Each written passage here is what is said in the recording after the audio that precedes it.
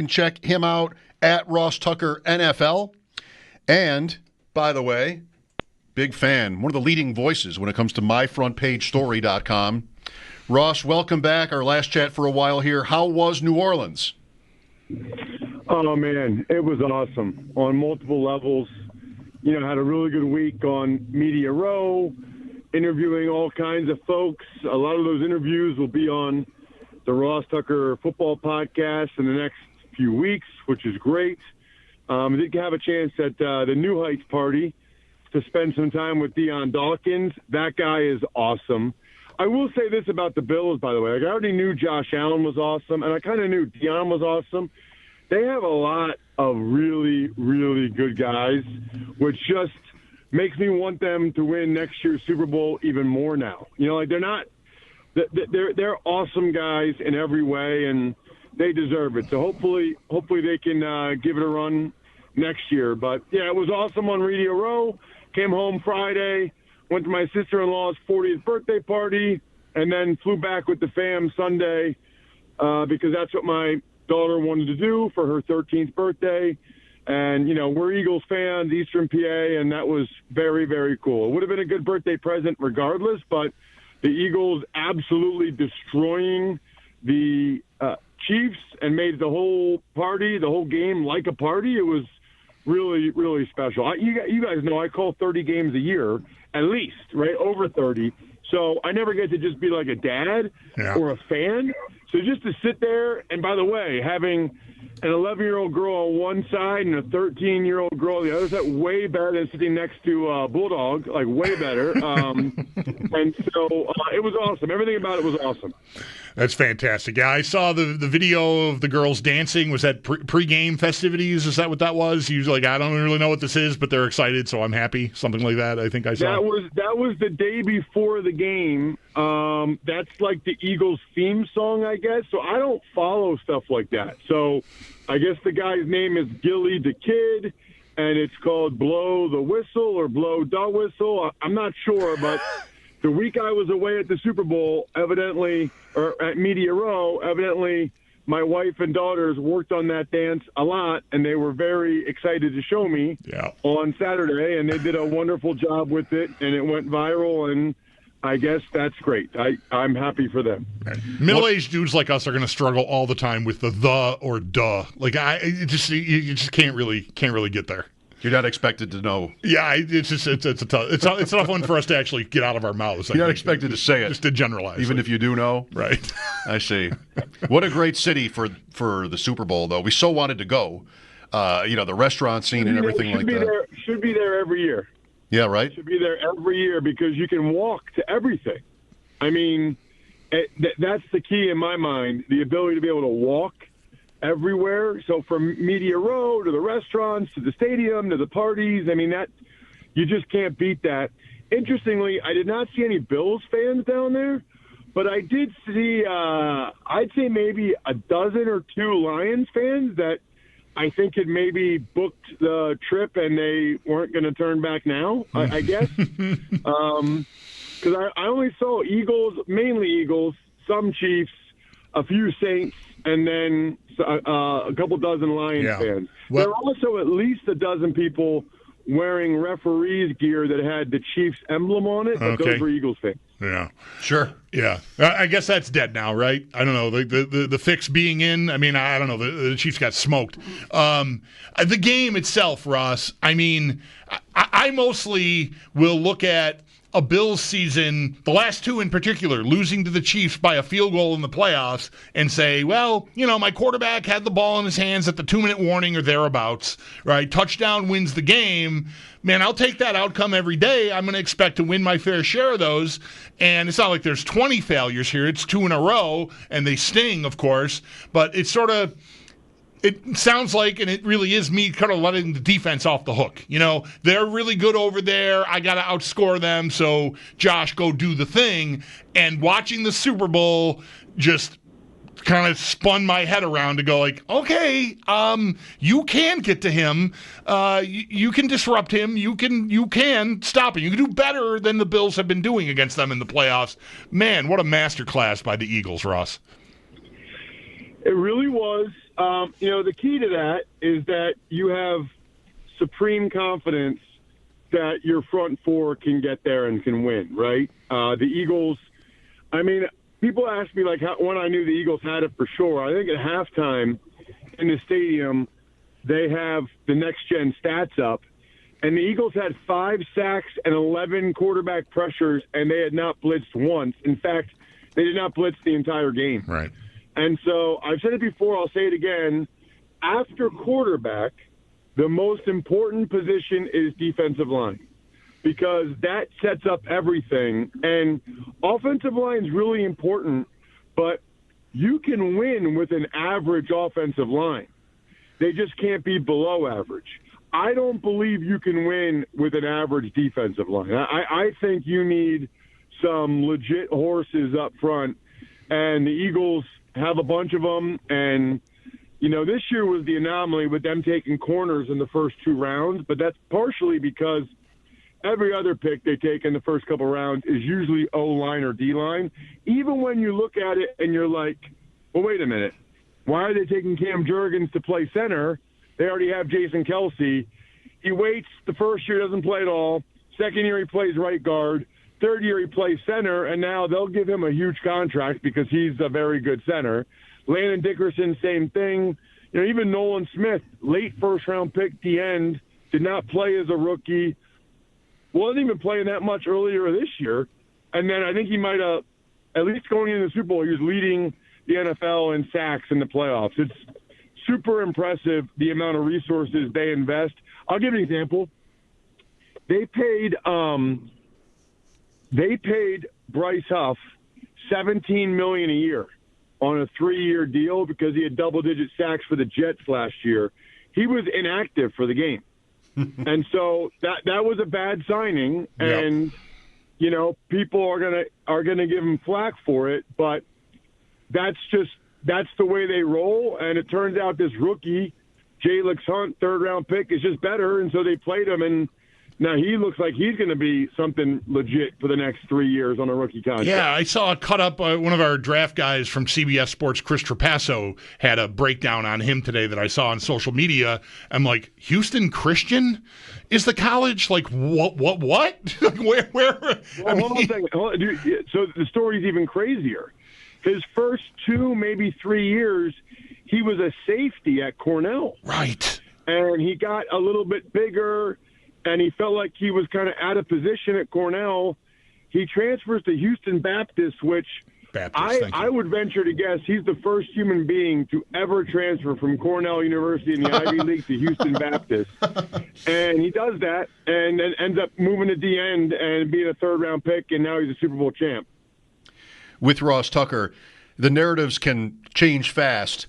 Did it feel like an ending of sorts for Kansas City with their age, skill positions? Suddenly we're like, yeah, it's not easy living with Juju and Kareem Hunt and even maybe Kelsey now at this point. Ross, what do the Chiefs do next? It's not an ending. It's not an ending. As long as Mahomes and Andy Reid are over there, they're going to be in the mix.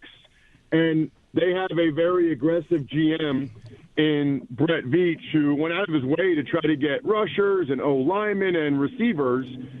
It just wasn't enough, right? DeAndre Hopkins and Hollywood Brown and Juju and, then on the O-line, DJ Humphries, he didn't end up being as good as they needed him to be. They traded for Uche on defense. They are aggressive. They will be aggressive. They know what they have in Mahomes. And I think that they kind of feel like they owe that to Mahomes to continue to be that way. The Kelsey thing's interesting because he still had a solid season, but he's also clearly not what he used to be. So I think he's got to decide, what that means for him. And maybe the Chiefs, they both kind of have to figure that part of it out. He's still in a big game against the Texans in the playoffs. So he's still capable, even if he can't quite move as well as he used to. They'll be right in the mix as long as Mahomes and Andy Reid are there. They'll retool. It might take some cap gymnastics, but a lot of people thought they'd be done when they lost Tyreek Hill. They've been to 3 straight Super Bowls and won 2 since then. I do have a question, though. From your listeners, what's been the general feedback on the Eagles killing the Chiefs? Is it, that was awesome, I loved watching the Chiefs get smashed, I'm so glad that the Chiefs didn't win it? Is it, I'm bummed because I wanted us to be the team that beat the Chiefs and stopped them? Is it, oh, man, maybe we're further away than we thought because we lost the Chiefs and the Eagles just murdered them? What's like the general consensus of the callers? I have a tough time always answering that question when anybody asks it. I don't mind that you asked it, but like I don't like to put everybody in a box. I think, though, the light it shines, like I already alluded to, not to say like my point of view is shared by our audience in mass or anything, but it shines a light on McDermott and the defense and the personnel and the style, and you just left going, they were that gettable, and I they scored the most points they scored all year against me the week before or 2 weeks before, and I think it's so good the Chiefs lost, but the way the Eagles put them down circles, I think, a lot of people back to I got some work to do on defense. Like, that's how I feel. Much of that, and how much of that is personnel versus how much of that is Vic Fangio came up with a scheme that had Mahomes like spinning around and he looked lost, and when they played the Bills, he looked like he knew exactly what he was doing. Well, it's 4 meetings now against them in the playoffs, and Mahomes has hardly ever been forced into a mistake. I think I would say personnel. I mean, as I say, the scheme is irrelevant, but it's a pretty nice place to be if you can get that kind of pressure on him with just 4 guys. Right? So I don't know how exotic things were on the back end, but you got 7 guys at your disposal on every passing play to try to cover.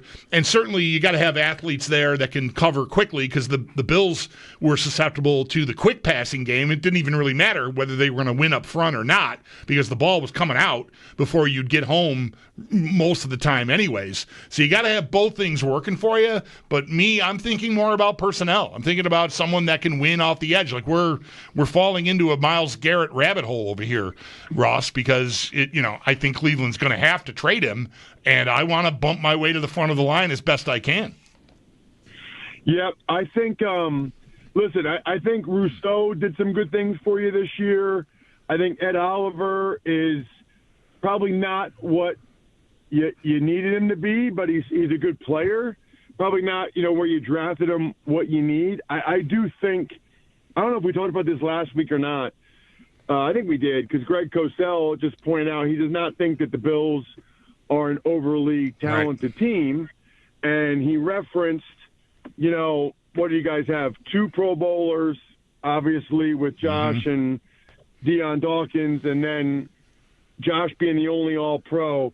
That's not going to be good enough. You know what I mean? That's not going to be good enough for you guys to go where you want to go. They need more guys to be able to play in Pro Bowls or get selected to Pro Bowls and All Pro. It's like they have a bunch of good players, but not enough difference-making players, right? Where it feels like the Eagles have, more difference. But even like Saquon versus James Cook. James Cook is very good. Saquon is a difference-making player. The Bills, like Shakir is a good player.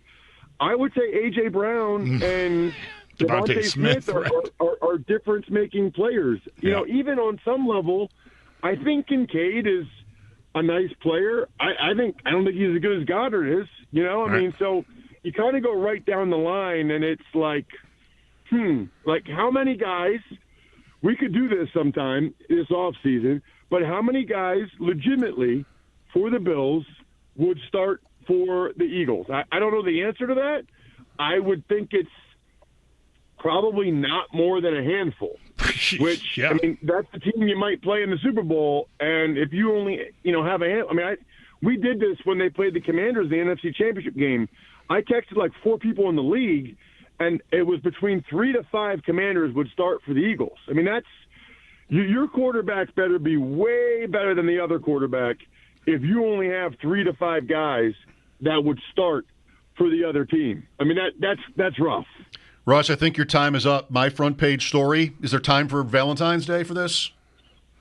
Yes and no. And I've actually been debating which one's better. So I think that there's not enough time for you to get the personalized written story about your significant other sent to you in the mail in time to give it to her for Valentine's Day. But I almost think it might be better this way. If you go to myfrontpagestory.com, you order the story for her, you print out, the email confirmation you get for everything in life, put it in an envelope, give it to her on Valentine's Day. She'll open it up, she'll say, what is this? And then you say to her, I'm having a story professionally written by an author about how amazing you are and how special you are and how I take you for granted sometimes. She, the look on her face, and then here's the thing. Can you imagine, for the next week or so, every time UPS or FedEx comes, this is someone that's never had anything written about them in their whole life. The anticipation of waiting for that story to get there, to rip it open and read it, that almost, to me, it's like three gifts in one. Gift one is the envelope you give her. Gift two is the anticipation of every day waiting for the story to come. And then when the story actually gets there, I decided that's better than actually giving it to them on Valentine's Day. So it is not too late. MyFrontPageStory.com, by far the best Valentine's Day gift I've ever seen. And remember, I don't know if I've told you guys this recently. If you're in the Buffalo area, Western New York, or you hear me on WGR, if you order a story, MyFrontPageStory.com, forward me the email confirmation, Ross@RossTucker.com. I will send you an autograph, signed Bill's card or Bill's picture. Ross@RossTucker.com. After you get her the story at MyFrontPageStory.com, I promise. Don't want to get weird, but I'm thinking of buying one of these for Ross. Just how he's a great guest there for us when we need him on Tuesdays at 5. Gives so much of his time to us here. I'm thinking about it. Yeah. Oh, was that out loud? Ross, thanks for another great season. It is my pleasure. You guys know how I feel about you two, about Western New York, about the Bills. When something big comes up in free agency or the draft or whatever, please just reach out. Will do for sure, man. Thanks, Ross. Ross Tucker on the Wester Hotline.